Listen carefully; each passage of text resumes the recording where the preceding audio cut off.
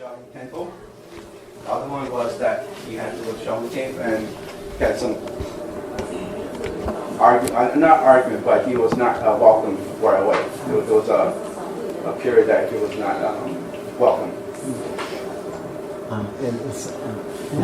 Concerning the reason why he was invited to the temple, because in his journey traveling from India to China, as he traveled, he was walking because there was no transportation in those days. So as he was walking, he was learning from nature. All the animals and insects were doing what they were doing. So he was learning and developing the art at the time. So when he got there to China, he was sort of versed in pugilistic art. So that's why he was invited to Shaolin to actually teach what he developed, what you call Kung Fu or Shaolin martial arts. Martial arts.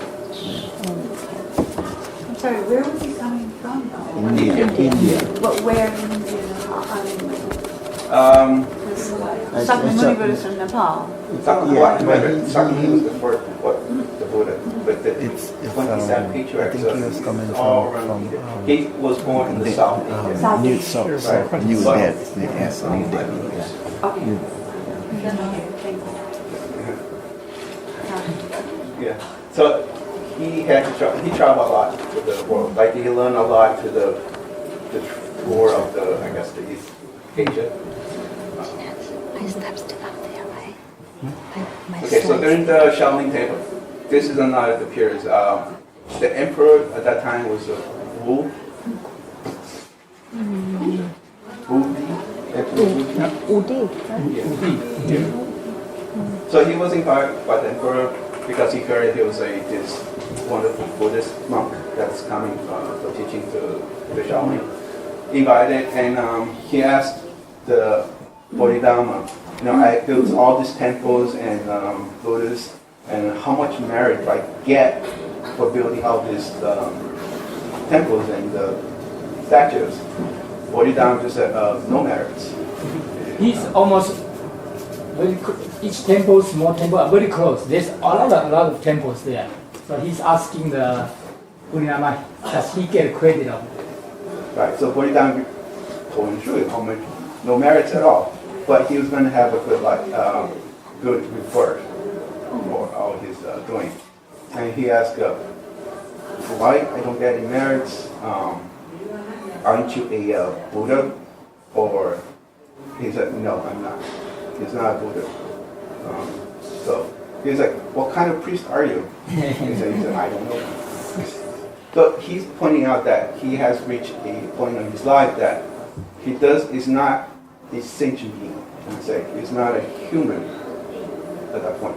Well, in his physical form, but his level of thinking is already beyond the normal human beings. So Bodhidharma started having this conflict with the emperor. In one of the stores, he was kicked out. The other one, he moved out of the empire by the palace by itself. He went back to the Shaolin Temple.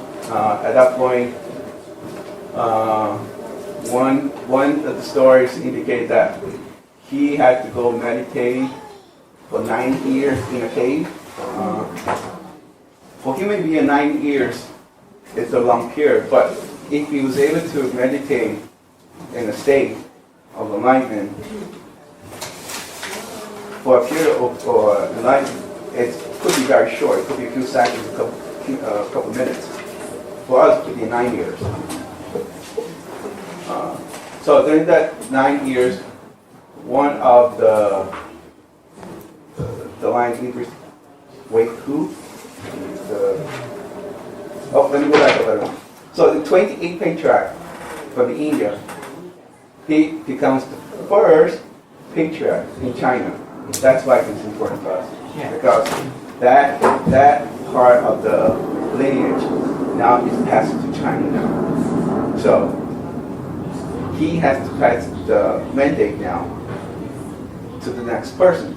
So he has several disposed students to pick from. So there's a lot of stories between how each one got picked. Good stories. Very good stories. Very long stories, but I don't have the time to explain all the stories. Down the road, I think we should talk about story, Right. especially the second patriarch. Very, very good story, and important stories. Yes. So the way the second patriarch became as picked by Bodhidharma was he bowed in front of the temple for many days. I don't know exactly how many days. At that point, Bodhidharma still did not want to take him, even though he was just bowing. He did not take him until he cut off his arm. When he was just to prove his sincerity to him, he cut off his left arm? Left arm, right. He cut off his left arm to prove his sincerity. At that point, Bodhidharma accepted him as one of the disciples. So during the maybe 3 years, he teaches all the disciples many different things. And at the point that he's realizing that he's passing to the next phase in his life, Bodhidharma has to pick one of them. So one of the passage was that he asked each student what they knew about Tao. One of the references that is called about skin, flesh, bone, and marrow. So each of the students mentioned what they had learned. So each of the response of the disciples, they explained that one of them got to the skin. I don't want to waste time what they said because there was a lot of conflict between what each one said at that point. But by the time we got to the second picture did not say much. He just bowed in front of him and just, basically, expressed. And at that point, Bodhidharma understood that he did not have to explain to him what Tao is. So that's how the second picture became about. And on the tradition of the passing of the light, it's the picture passed on the rope and a bow. I believe the bow is the bow that the Buddha realized the middle path, that not everything is extreme, that you have to reach the middle path. That's the rice bowl that he ate from when it's a separate story. So he passed on the bowl and the rope to the second picture.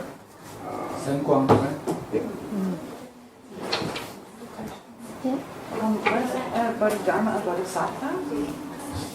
Bodhisattva. Yeah, so he had already come back as a bodhisattva, if I'm not. Yeah, basically, yeah. All these patriarchs are basically they're like bodhisattvas. They've come, incarnation. Oh, the one thing that John mentions, the teaching of Kung Fu. On the internet, you will get hundreds of references that he started the Kung Fu in the Shaolin Temple.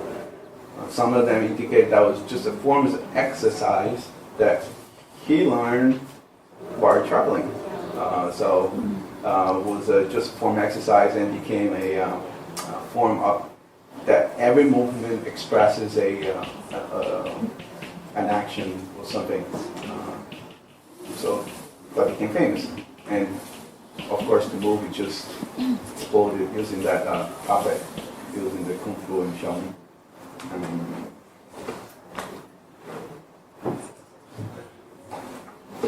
Bodhidharma was not once the handsome prince that some people think he was. He has a dark skin. The Japanese indicate he was a Persian Buddha. He was dark skin with the big eyes and mean face. So in a lot of the references you will see Bodhidharma has the eyes staring. Like really angry eyes staring at you.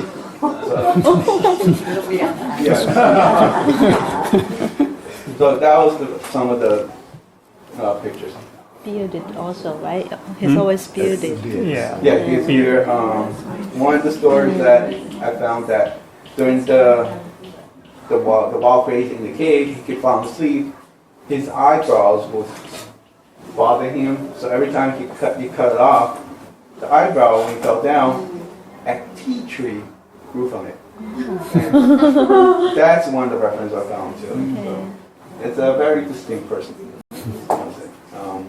So two separate stories I found about the passing.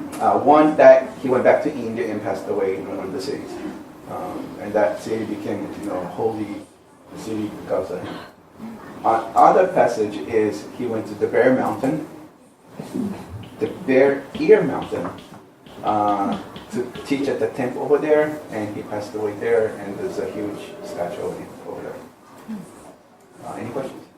I think there's also a story about the cave where he was meditating because he spent so much time in the cave, and I don't know if it's the energy or I think it's the energy. And it has his picture on the wall of the cave. So I'm not sure if that's still there, but supposedly it was the cave has his Silhouettes. silhouettes. Silhouette, Yeah. yeah. Yes. Not a question, but a comment, because the Kogi Indians in the Sierra Nevada, when a baby's born, like a shaman baby or a Buddha baby, they're born in a cave and they spend the first 9 years of their lives in the cave in the dark. They never see outside. Yeah. Okay. You are talking about the little living Buddha that the Tibetans. Well, in the Kogis in the Sierra Nevada de Valledupar, it's in Colombia. They were never captured by the Spaniards, the only race that weren't captured. And it goes from the ocean up to the Sierra Nevada, and they're born when a shaman's born. They're born in a cave. Okay. The first 9 years, and I've been with them there. They invited me up, which is very rare, and that's how they grow. And they do say that there is maybe some sort of a trail, like from Tibet, from India, the Amazon people, and the Kogi. So it could be a continuation, possibly. It's just but born there, born in the darkness. Because remember how we traveled Yeah. from It's a Asia true to thing they have to pass through Yeah. Nepal. some of the Buddhas that have passed through. And since they were never captured, they still have the Kogis. I have a couple movies online about Bodhidharma. Yeah, if you go to YouTube, you'll see there are some movies on Bodhidharma. We It's also subtitled. have one on our website. There's more Yeah, it's a link combination. to yeah. Chinese, but they have English. They have English subtitles. It's texture. older movie. English text. So you can read English, through them. English captions. Yeah. There's one clip, it's short to 25 minutes. It's short to stories, you pick up the main points. So I watched that, it's pretty good. There's one documentary in India. There was a lot of the Chinese reference there, but there was not good documentary. I lost my interest after 10 minutes. But there are a lot. I was wondering the cities, like that's kind of, I don't know if there's a trace of it, but where he passed or where he, Right. But I did talk to someone that went to Malaysia. I forgot what country she was in. And there was reference about Bodhidharma there. So I'm assuming there. because I've been to the birthplace of Buddha, Shakyamuni. So, And I've been to many caves and different places of a lot of many of them. yeah, to do the traveling thing to find out how. I would check. Okay. Bodhisattva is also the first patriarch of we say the Bodhidharma. post Bodhidharma. East, yeah, right. 后东方, yeah, the Yeah, first this- patriarch. This latter 18, the Okay. latter 18.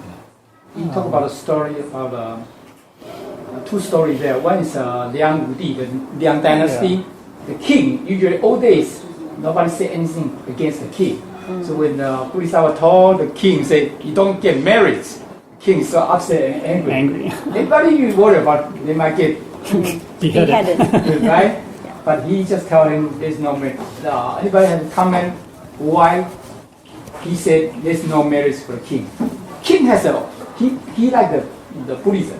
So a lot of temples everywhere, even just small corner is all temples all over the countries. Yeah. Probably a quarter of a mile, there's a temple. Yeah. It's like every block. Yeah. Everywhere there's there's a temple. temple. Why he said to the king, Yang Wudi, why you don't get married? Why?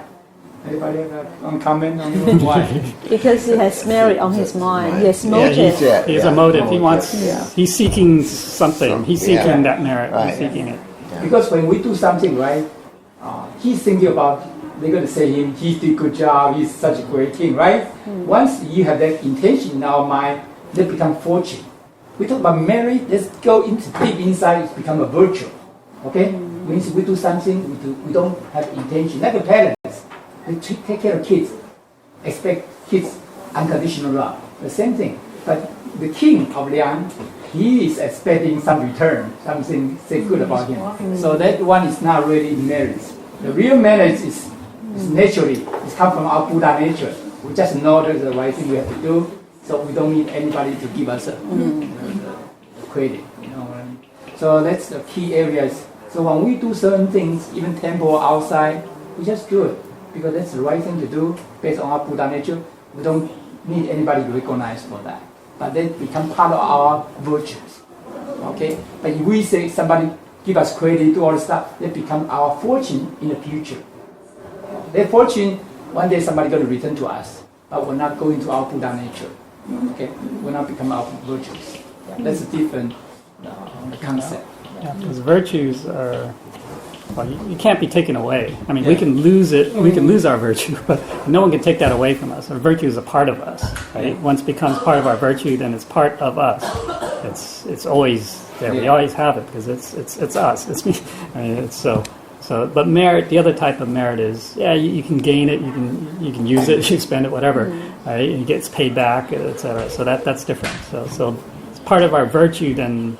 Yeah, that's the highest level. Which means even we go to the next life, It's still there. where we go, Still have it. heaven, anywhere, they will go with us in our Buddha nature, in our spirits. Okay? But the fortune means whatever we have fortune this lifetime, it could come and go. That's what lecture title is talking about. It could come and go. That fortune, that's why we have a fortune. All of us in America, we got food on the table compared with people in Africa, people in East, Mid East. We are fortunate now. But that fortune, we want to do good things, get a fortune. But the other most important thing is we want to build our virtue. That's the Tao difference between others and Tao. We want to build our virtues naturally coming from our Buddha nature. Go ahead. Yeah. So it's our innate nature. It's before, because sometimes I was just realized when we said about parents, they love the children unconditionally, but I've observed parents that invest in their children because they want them to take care of them when they're older, and then there's this whole struggle that goes on with the kids, and they don't want to be a doctor, and they want, and so that comes with more programming, right? That comes through a program, not through our nature from the beginning. The deep in This the Buddha nature, compassion that is natural. That's already out of our Buddha nature. Yeah, that's already program. The same thing, Buddha loves all of us. He wants to help all of us. That with the Buddha love, that's the unconditional love. Buddha try to help everybody. Our holy teacher try to help everybody become a Buddha. That's unconditional love there. Not even ask for any return at all. They already become a Buddha. Why do they still want to help us? So they are there already. But they want to help more people, more even become a Buddha. Now, I had a question about the song today.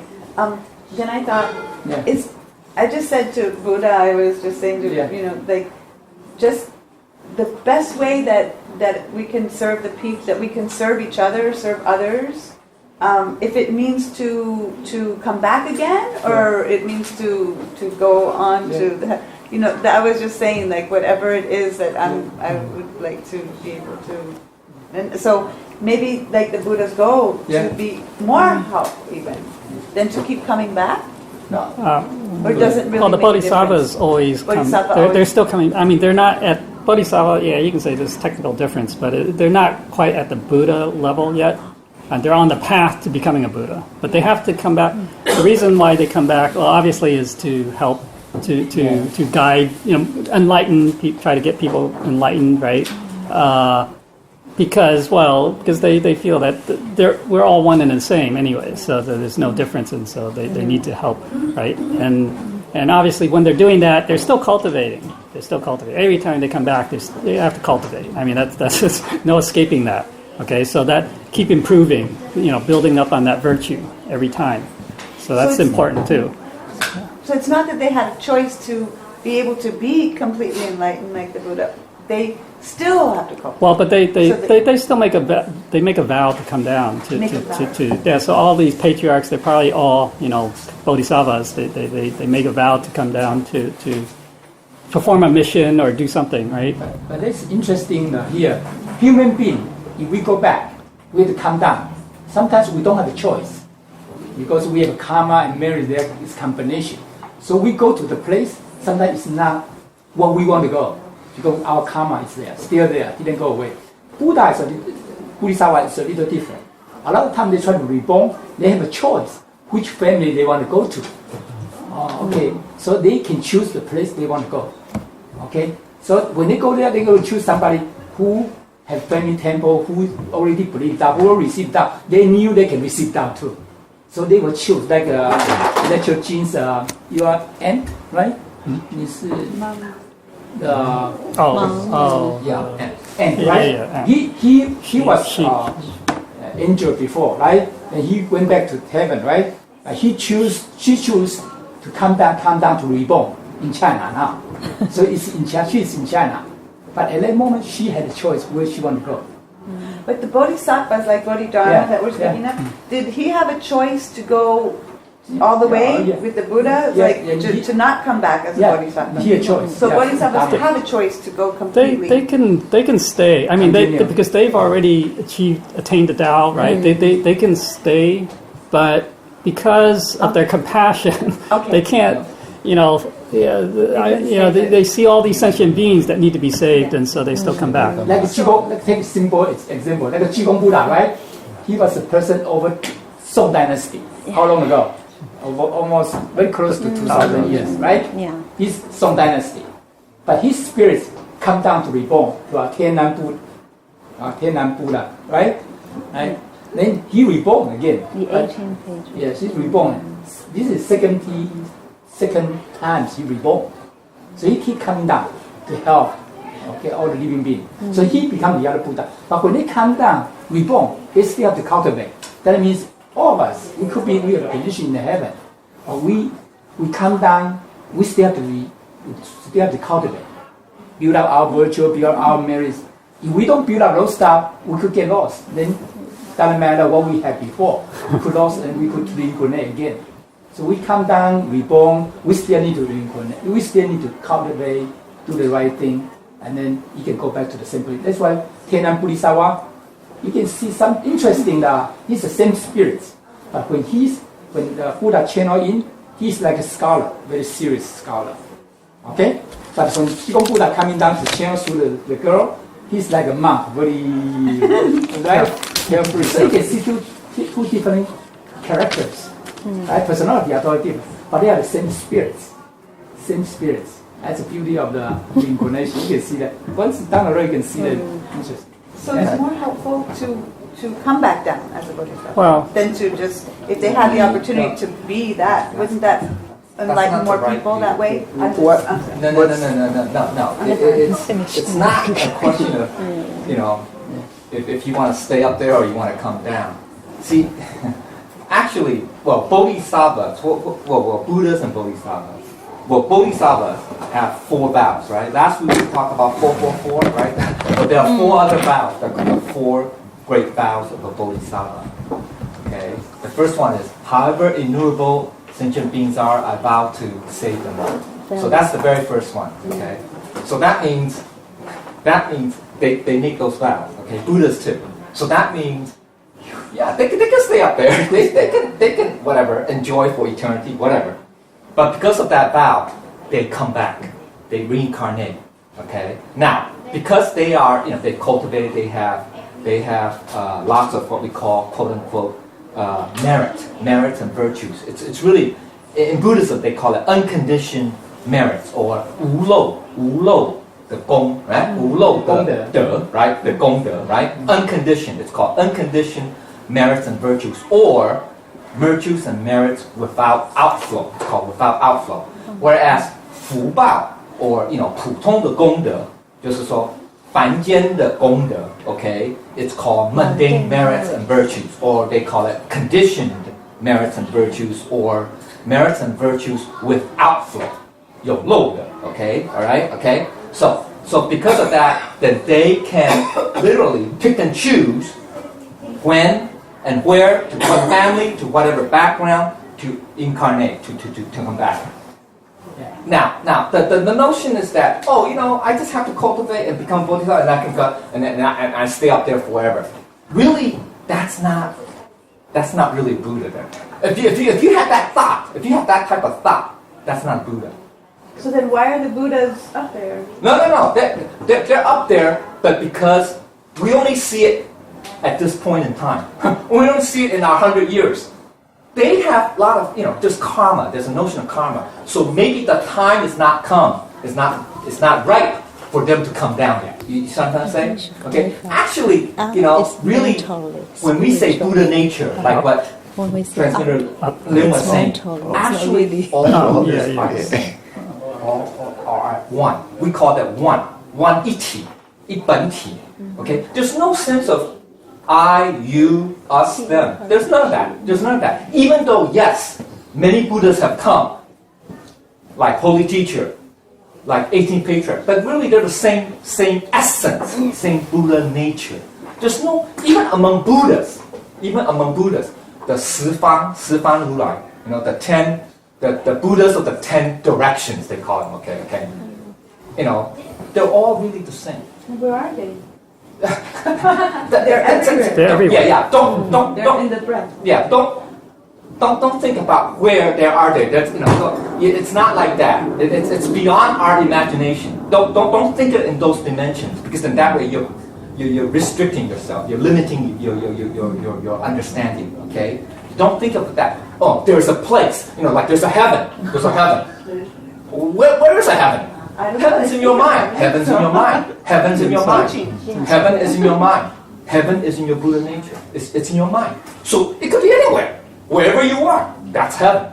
You see what I'm trying to say? So don't think of it like, oh, there's another place. There's a place, because then you are thinking linearly, or you're thinking in X, Y, Z dimensions, which is not.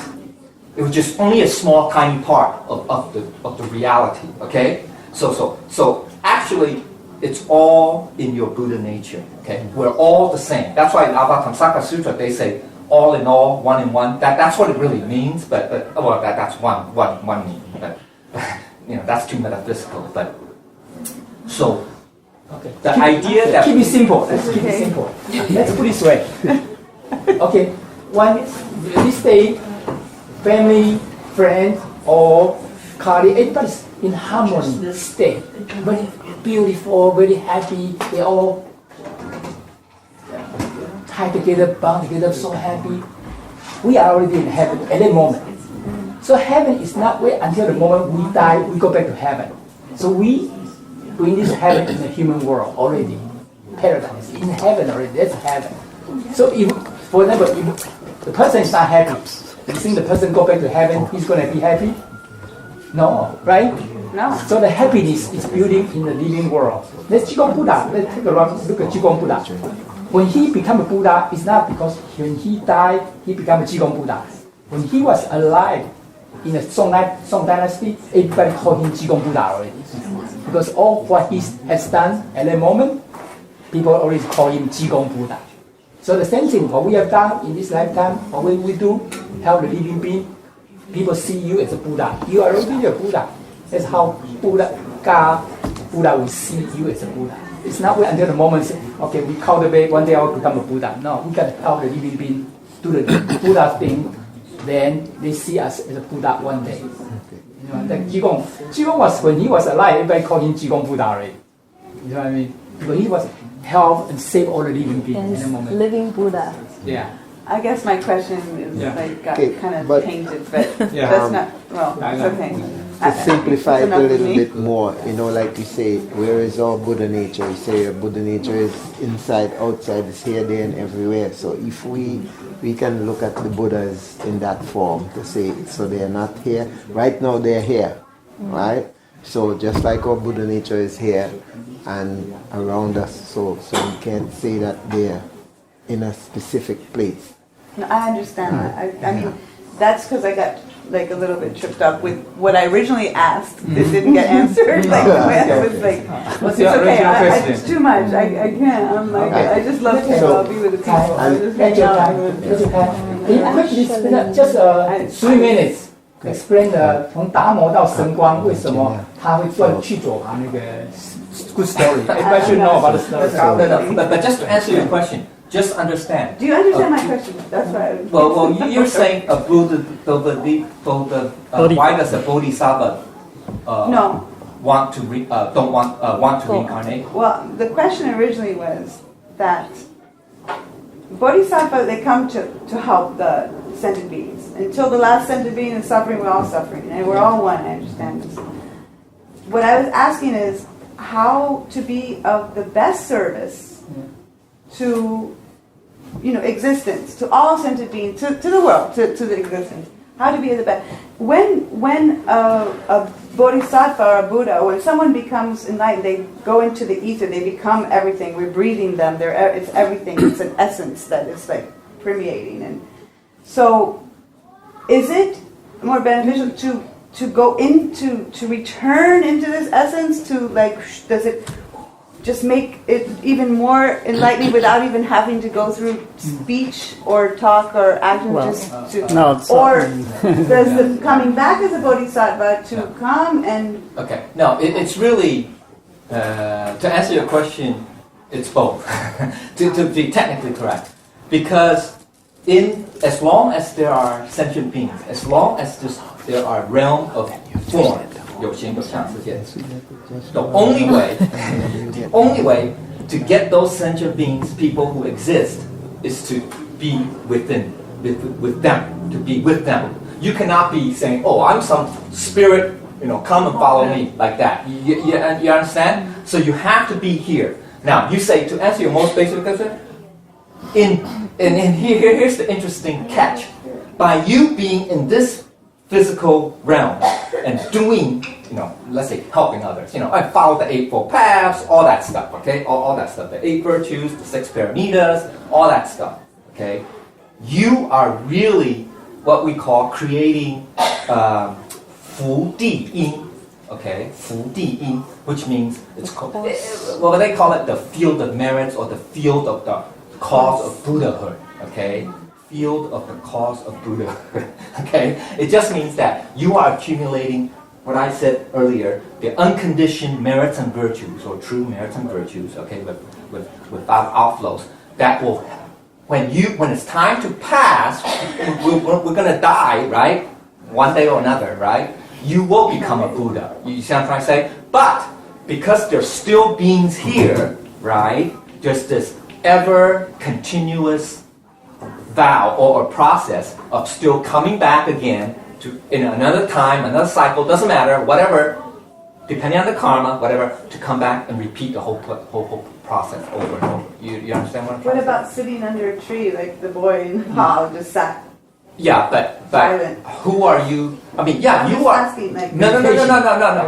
Well, we just had to- That's fine. the guy that- but, the guy but that's that was fine. But you're not really helping anybody Not else. really You see what I'm benefiting saying? others. So the only way to help people is to talk and Do go. the- Yeah, what I said, follow the Eightfold Paths, do the 6 paramitas. So that's why we have to learn what the Eightfold Paths. What are the 6 paramitas? What are the 5 constants? What are the 8 virtues? What is 5 filial piety? All that. We have to learn all that. You understand? What about before that was written? Like our No. It's not before that. It's already innate. See, you're looking at it as, those things are extraneous from your true nature. Actually, your true nature embodies all that. It's just that. Take a baby. Take a group of babies. Go to the what was that? The maternity ward and look at all those babies born to whoever. They'll get along. They have no sense of bias. They have no sense of hate or anything. You know, whether you're black, white, yellow, green, doesn't matter, rich, poor, doesn't matter. You'll get along. You see what I'm saying? Because that's the innate nature. Actually, our Buddha nature is very similar to that. It's just that after we grow up, yeah, we learn, we have friends, and we say, oh, you know what? We look different, so, you know, it's you and me. We're separate. You know, oh, etc., etc. I'm rich, you're poor, too bad. You know, that type of stuff. You see what I'm trying to say? So actually, your Buddha nature is pure. It's pure and still. Okay? Like, they say, be like that of the child, right? What Jesus said, right? Be like that of the child. Doesn't mean that physically we're a child, but it's our virtue. It's our, right? Our mindset, if you will, right? Okay?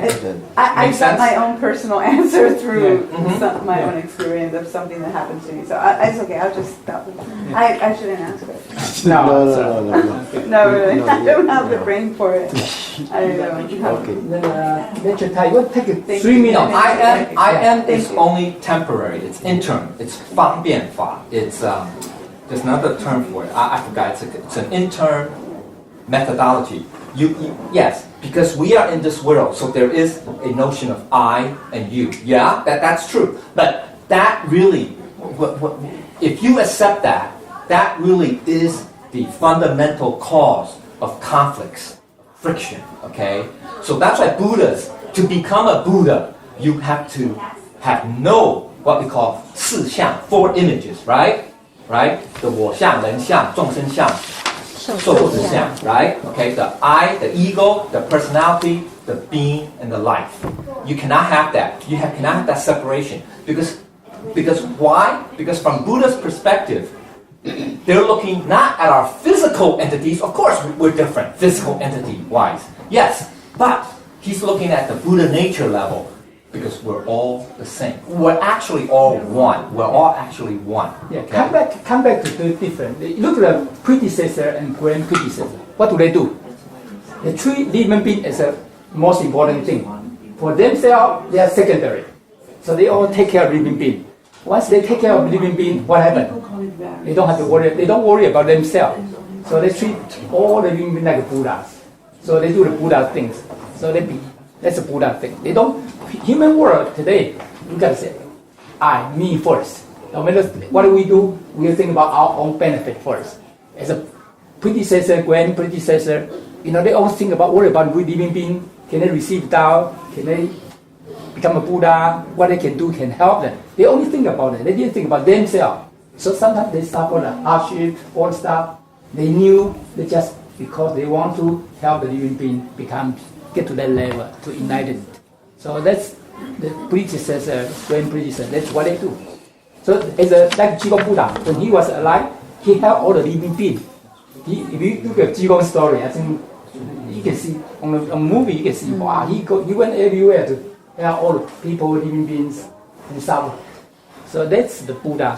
So in our lifetime today, that's why Jigong always encourage us do little thing every day to help others. Okay. So very little thing every day. It's not the big things. Combination of the little things. That's why we don't think that's a little thing to help people. That's not big. Don't do it. From Buddha point of view, anything we can help, we should do. Yeah. And we come here to learn a little bit each day, and we apply this to our daily life. And then that's how we learn from the Tao. Yeah. Thank you. Yeah. And can you take 2 minutes? Talk about Sen Guang and the Eddison talk about the first patriarch, right? 28th patriarch from India.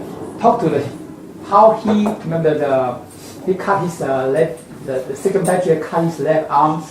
What happened? Neil and Snow. Yeah, just quickly goes to Sen Guang. Yeah, you want to talk quickly. No. I'm going to do a lot of Anybody talking. want to do it? Yeah. Yeah. 神官他不是讲说话，莲花。Yeah. You want to talk about it? I mean, Yeah. well, yeah, the Yeah. cultivator, right, Sen Guan, Yeah. I guess.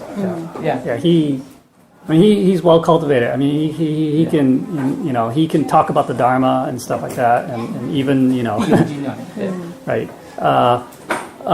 But he was seeking Bodhidharma as his master, right? That's the master. But yeah, actually, I mean, so he was kneeling outside, and where Bodhidharma, outside the cave, I guess, and waiting for Bodhidharma to accept him. And it's snowing, right? So he's kneeling in the snow, and the snow is, after several days, he knelt like for 3 days or how many days. The snow is piling up, and then I forgot what Bodhidharma said to him though. 去走旁。 No, because the apostle was那个雪变红或者什么。 red snow. Yeah, that Yeah. only when Red snow. the snow turns red Yeah. that you'll be able to, become or get that Transmission. the transmission, the mandate, right? No, he also Bodhisattva said, asked him to 去走堂 means you have to get rid of all yeah, your get thought. rid of Get rid of all your thought. Get rid of also yourself. Yeah, No, get rid of all in yourself. Chinese, it's 左旁, which means the left side. Which just means that anything that is not true. Okay, anything that's not true. That's another way of saying. Yeah. So he misunderstood. That's a misunderstanding, actually. Yeah, but he thinks 走旁 means his left. Yeah. His left arm, his left side. So he took his sword and chopped off his left arm. Cut it out. So that's why he misunderstood. That's the story. No, it's true. But before he was talking about Dharma. Okay, he's talking very well at Dharma. All the Even flowers bloom. flower coming out from the floor, from the ground. All this. Then next day, because the Dharma from the Bodhisattva told him is that how do you become a Buddha? How do they avoid the reincarnation? And he was so upset because he talked about all the Dharma, right? He was so upset with the Dharma, right? Bodhisattva. So he saw the spear ball, hit it out. Knock down the Not too deep, right? The next day, we talk about the break. Yeah. This is a very important story. You should remember. 要不讲一下，等你另外找一个时间讲这个二九。那这个是因为它这个几分钟就好了。这是一个很重要的 story。Then next day 十殿阎君来了，把他抓住。来，十殿阎君英文怎么翻？ It's like the king of the hell from 十殿 10 palaces. Yeah. They come to take him home because they want to bring him back to hell, right? He said, he did so many things. How come he had to go to hell? He said, no matter what you do in this Dharma, you cannot avoid the reincarnation unless. And then he said, who can avoid the reincarnation? He said, Dharma. Bodhisattva can avoid it. So you got to get a mandate by him before you can avoid reincarnation. One thing I just want to say, in the last class, there's one important concept there. What is your last name? ZNG. Oh, Zen. Yeah. But there's a G Wait, there. One thing I want to talk about in last class, because very important concept there.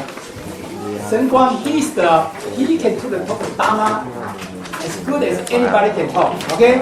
And so for many, many years. When he talk, it's all on the ground, even lot of flowers coming out, so that's how good he is. But the problem is the Bodhisattva, the Dharma told him, the first patriarch told him, this, whatever you talk, you will not let you become a Buddha. Okay? You will not be enlightened. And he was so upset. He take a steel ball, throw it to the 18th patriarch, Bodhisattva, Dharma. Okay? He hit his teeth, knocked down 2 teeth. Okay? Then Dharma, he left. Okay? Then next day, you know who show up? 十殿阎君, who is the guardian of the 10 level of underworld, who's in charge underworld, came over, tried to take him to go to underworld. And he said, how come he talked Dharma to everybody so many years, did so many good things, how come he's there to go to underworld, right, to reincarnate? He said, who can avoid the reincarnation? He said, who can help him to avoid the reincarnation? He said, the only person who is the right? Dharma Bodhisattva, right? Can help him avoid the reincarnation. So he went there to search in the Shaolin temple. So that's why Dharma is there. Then that's why the lecture time talk about this story. He was kneel down inside the temple, right?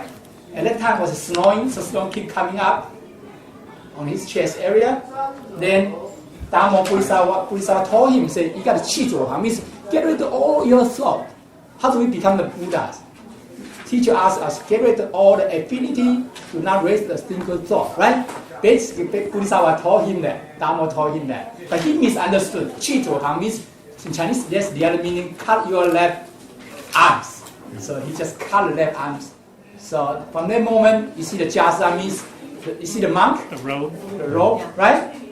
They try to cover this side of the head, the shoulder. That's why you remember the monk. Okay, that's how. But the most important thing, he told him, no matter what we talk about here today, he said, what we learn, every day, we don't do it. How the living being, we don't get the most important. We don't get the first treasury, receiving the Tao Sen through the ceremony. We still will reincarnate, no matter how good we are. We could be a billionaire and donate all the money, help all the living beings. We cannot avoid the reincarnation. The only thing is receiving Tao.